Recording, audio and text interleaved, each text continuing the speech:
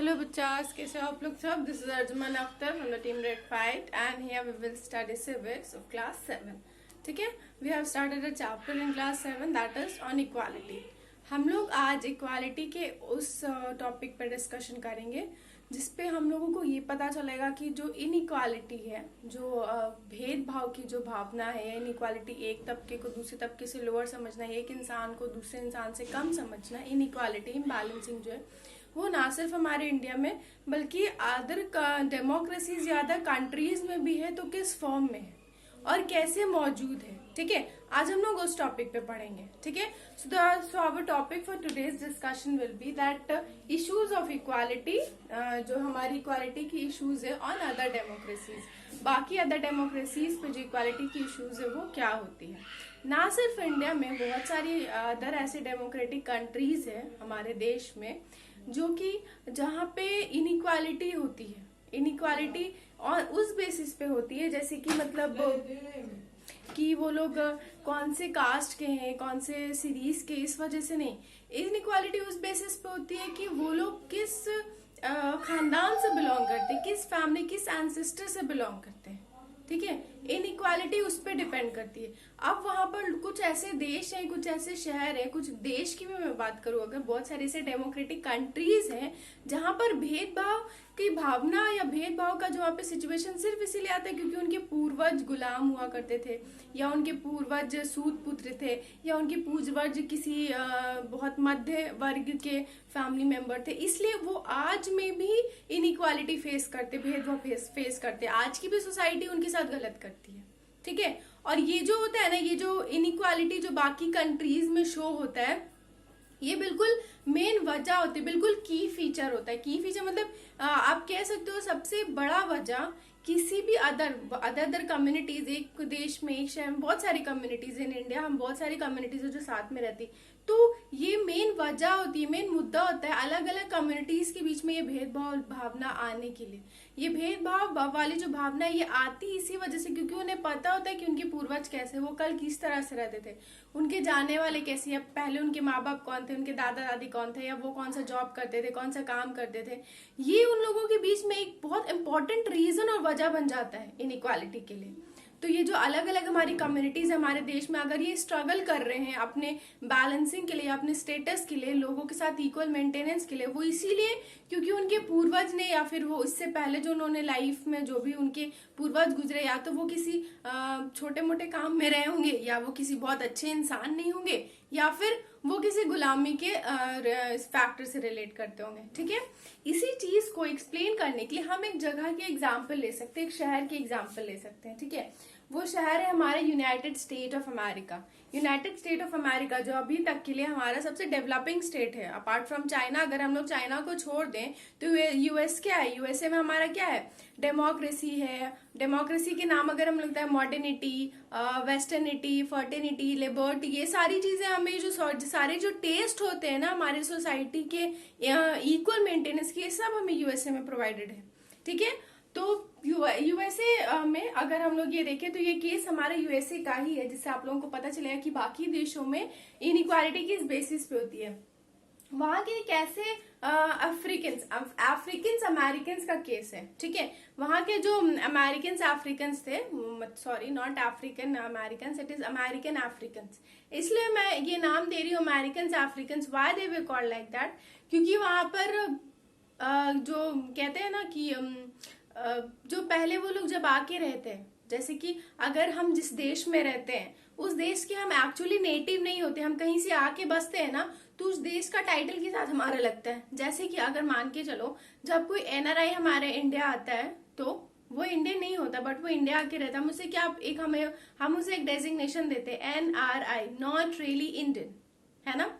तो उसी तरह बहुत सारे अलग अलग होते हैं. तो ये जो अफ्रीकन अमेरिकन है, मतलब ये अफ्रीकन जो ये अफ्रीका से आए अमेरिका में बस गए, ये एक्चुअली अमेरिकन नहीं है, ये अफ्रीकन से जो आके अमेरिका में बसे, मतलब इनका नेटिव प्लेस का है अफ्रीका, लेकिन ये बसे का सेटल डाउन क्या हुए अमेरिका में, इसलिए इन्हें अफ्रीकन अमेरिकन कहा गया.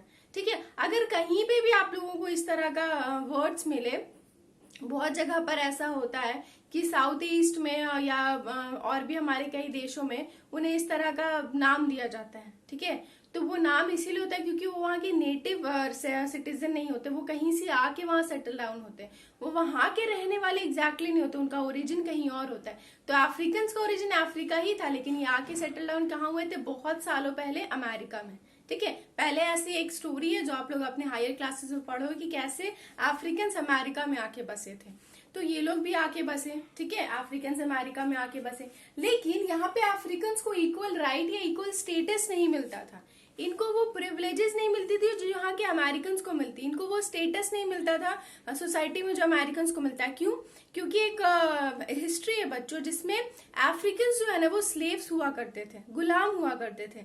अमेरिका में अफ्रीका से लोग जाते थे, जितने भी मर्चेंट्स होते, व्यापारी होते हैं ना, अपने देश में काम करने के लिए, क्योंकि वो काम नहीं करना चाहते, तो अलग अलग बड़े बड़े देशों के जो रिच पीपल होते थे, वो मर्चेंट्स, व्यापारी, वो जाके अफ्रीका से गुलाम खरीदते थे, अफ्रीकन को खरीदते थे और फिर उसे अलग अलग शहर में भेज देते थे कि जाकर के वो उनका काम करे।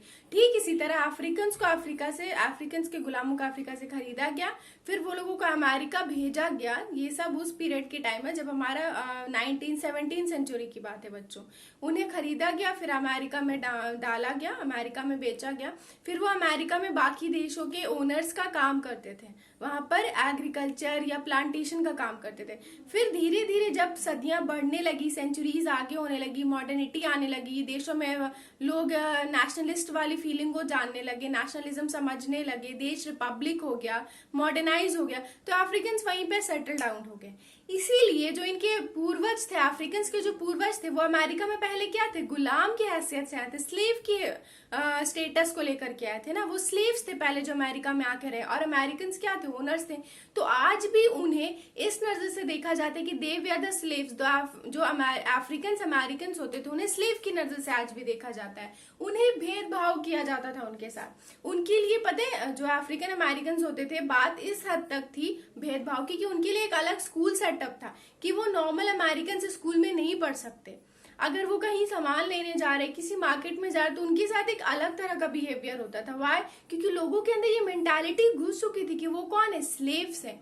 वो लोग पहले, उनके जो पूर्वज थे वो क्या रह चुके थे, गुलाम रह चुके थे। तो आज भी वो लोग उन्हें गुलाम की तरह ही ट्रीट करते थे।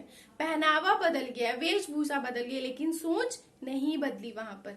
ठीक है, तो ये वहां की कम्युनिटी, एक कम्युनिटी है ना जो दो कम्युनिटी सफर कर रही है, अफ्रीकन भी सफर कर रहे हैं, अमेरिकन भी कर रहे हैं, क्योंकि वो लोग कंबाइंड नहीं हो रहे हैं, यहाँ पर अलग अलग उन लोगों के साथ किया जा रहा है ऑन द बेसिस ऑफ कि उनके एंसेस्टर्स क्या थे, वो पहले कौन से रिलीजियस में थे, इससे मैटर नहीं करता, वो पहले कौन सा काम करते थे, ये मैटर कर रहा है भेदभाव के लिए, है ना।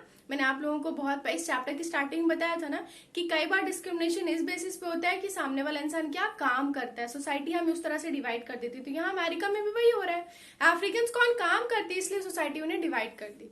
और ये बात उन लोगों के साथ इतना अन्याय होता था, इतना ज्यादा अनइक्वल होता था। अमेरिका में जो यूएस है, वहां पे अफ्रीकन के साथ बहुत अनइक्वली ट्रीट किया। इवन जो यूएस की जो लॉ थी, जो वहां पे पर्टिकुलर जो लॉ होती है, जो हमें राइट्स और ड्यूटीज देती है, जो हमें फ्रीली एक देश में रहने की आजादी देती, वो वहां की लॉ भी अफ्रीकन को डिस्क्रिमिनेट करती थी, उन्हें इक्वल स्टेटस नहीं देती थी। इस वजह से एक एक्ट लागू हुआ। इन सब, ये सिर्फ एक देश की बात नहीं, और भी देश की कहानियां है। तो इन सब के लिए एक civil right of 1964, the civil right of 1964, इसका इमर्जेंस हुआ। ये राइट हमारे देश में डिक्लेयर हुआ। ठीक है, ये राइट डिक्लेयर होने के बाद कुछ चीजें बदली। ये राइट क्या है, द सिविल राइट ऑफ 1964, ये एक ऐसा राइट है बच्चों जिसके अंतरिक्त लोग, कोई भी देश, कोई भी ऑर्गेनाइजेशन, कोई भी यूनिवर्सिटी किसी को भी डिस्क्रिमिनेट नहीं कर सकती on the basis of race, religious, caste, वो कौन से धर्म से है, कहाँ से आए हैं, कहाँ से नहीं है, on the basis of national originality, कि आखिर में वो कौन से सिटीजन है, इस बेसिस पे भी उन्हें भेदभाव नहीं किया जा सकता। ठीक है, अगर हम लोग बात करें कि ओरिजिनलिटी, तो अफ्रीकन यहाँ कहाँ से आए थे, अमेरिका में अफ्रीकन अफ्रीका से आए थे, उनके साथ भेदभाव हो रहा था on the basis of nationality. Nationality का नेशन ओरिजिन था ना, कि वो कहीं और से, उनके साथ भेदभाव हो रहा था। अब जैसे मैं जाके पाकिस्तान में बस जाऊं, मेरे ऊपर टैग लगा हिंदुस्तानी का, मैं हिंदुस्तानी, मैं जाके पाकिस्तान में बस जाऊं, मेरे साथ वहां पे बुरा भी व्यवहार करे लोग, क्यों? जस्ट बिकॉज, क्योंकि मैं हिंदुस्तानी हूँ, जस्ट बिकॉज, इसीलिए बिकॉज आई एम हिंदुस्तानी। अगर मेरे साथ वहां पे गलत लोग बिहेव करे तो वो क्या होगा, the discrimination on the basis of nationality originality या नेशन ओरिजिनल। मेरे जो नेशन ओरिजिन है कि मैं कहाँ से बिलोंग करती हूँ, उस बेसिस पे मेरे साथ भेदभाव हो रहा है। अब मान के चलो जब मैं लंदन चली जाऊं, मेरे साथ अगर वहां पे लोग गलत बिहेव करे, भेदभाव करे, या मुझे उस स्कूल में ना रहने दे, मेरे साथ अलग तरह से बिहेव करे, मुझे वो टीचर उतनी अच्छी क्लासेस ना दे जैसे बाकी बच्चों को देती है, तो वो वहां पर जो भेदभाव होगा वो कौन से बेसिस पे होगा? On the basis of race and language, क्योंकि मैं वहां पे इंडियन हूँ, they all are foreigner, western और बहुत मॉडर्नाइज है, और मैं उनके लेवल की नहीं हूँ। तो वहां पे जो डिस्क्रिमिनेशन है वो किस बेसिस पे होगा? मेरे शक्ल पे, मेरे कपड़ों पे, मेरे पहनावों पे, इस तरह से होता है। ऐसा बहुत सा है। On the basis of status भी डिस्क्रिमिनेट होता है। आई होप आप सब बच्चे इतने बड़े हो कि आप लोग मूवीज देखते होगे। आप लोगों ने एक मूवी देखी होगी, that is the student of the year, ठीक है, जिसके डायरेक्टर और प्रोड्यूसर, डायरेक्टर आई होप सबको पता है, करण जौहर है। तो उस मूवी में आपने कंटेंट देखा होगा जहां पर एक तरफ एक स्कूल, जिस स्कूल में वो लोग थे, उस स्कूल में एक तरफ स्टूडेंट, एक थे बच्चे टाटा के, एक थे बच्चे बाटा के, है ना। ये टाटा के बच्चे, एक तरफ के स्टूडेंट्स को टाटा कहा जाता था, एक तरफ के स्टूडेंट्स को बाटा कहा जाता। जो टाटा के बच्चे थे वो कौन थे? Higher rich people. जितने भी बड़े माँ बाप के बच्चे थे वो सारे टाटा के अंदर आते थे, और जितने भी मिडिल क्लास के पेरेंट्स के बच्चे थे वो सारे बाटा के अंदर आते थे, और जो सारे पढ़ने वाले होते थे, है ना, ये सारे एजुकेटेड, बहुत ज्यादा पढ़ने में मगन होते थे, चश्मा लगाते थे एंड ऑल, यही कॉन्सेप्ट था। तो यहाँ पे भी आपने क्या दिखा? डिस्क्रिमिनेशन हुआ ना बच्चों, discrimination on the basis of status, कि वो उनके माँ बाप क्या काम करते हैं, उन्हें इस तरह से बांटा गया कि वो रिच है यहाँ पर और वो पुअर है वहां पर, ये पढ़ सकते, वो नहीं पढ़ सकते, इस बेसिस पे वहां पे डिस्क्रिमिनेशन हुआ। तो डिस्क्रिमिनेशन यूजुअली होता है। तो इस लॉ के आने के बाद डिस्क्रिमिनेशन क्या होने लगा? इस लॉ के अंतर्गत कोई भी इस तरह का भेदभाव नहीं कर सकता। इस लॉ के आने के बाद फिर जो ये अफ्रीकन अमेरिकन थे, इन लोगों को उस देश में इक्वल राइट्स मिले। इवन इनके साथ मैंने क्या किया, इतना भेदभाव होता था कि इनके लिए अलग स्कूल्स बनाए गए थे। वो स्कूल्स खत्म, उसका जो पब्लिक, उसका जो प्रोटोकॉल था वो बंद कर दिया गया। अब अफ्रीकन अमेरिकन होते हैं वो नॉर्मल किसी भी स्कूल में वहां पढ़ सकते थे, जैसे बाकी अमेरिकन जिस स्कूल में पढ़ते हैं, अफ्रीकन अमेरिकन भी उस स्कूल में पढ़ सकते थे, ठीक है। और उनके साथ जो भी स्पेशली जो उनके मतलब कि कह सकते हो आप लोग कि उनके जो बच्चे होते थे, अफ्रीकन अमेरिकन के जो बच्चे होते थे, जिनको ज्यादातर डिस्क्रिमिनेशन फेस करना पड़ता था। स्पेशली क्यों? क्योंकि बच्चे स्कूल में जाके पढ़ रहे, तो स्कूल के आधे बच्चे जो है एक तरफ आ जाते हैं। और अब बच्चे जब हम छोटे होते हैं, बहुत इमेच्योर होते हैं, तो हम जो देखते हैं वो बहुत जल्दी अपने ऊपर अप्लाई कर लेते हैं। तो बच्चे भी वैसे ही होते हैं, वो देख रही कि इनके साथ भेदभाव हो रहा है। तो स्पेशली जो अफ्रीकन अमेरिकन के बच्चे होते थे, जो अलग स्कूल में पढ़ते थे, बाकी स्कूल में उन्हें सीट्स या जगह नहीं मिलती थी क्योंकि वो अफ्रीकन अमेरिकन से, उनके साथ भेदभाव होता था on the basis of nation origin, कि वो किसी और देश से आए हैं, इस वजह से उनके साथ भेदभाव होता था। तो ये उनके बच्चों को बहुत डीपली फेस करना पड़ता था स्कूल के टाइम।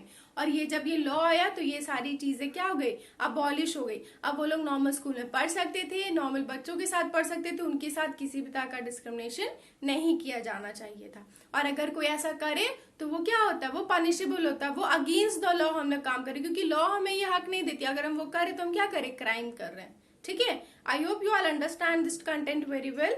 सो अगर आप लोगों को कोई भी कंटेंट बच्चों इसका कोई भी ऐसा बात है जो समझ नहीं आया, just feel free to ask me on the comment section, I will be there to answer your question. Okay बच्चों, see you in the next class. And yes, यहाँ पे आपकी ये चैप्टर ओवर हो चुकी है।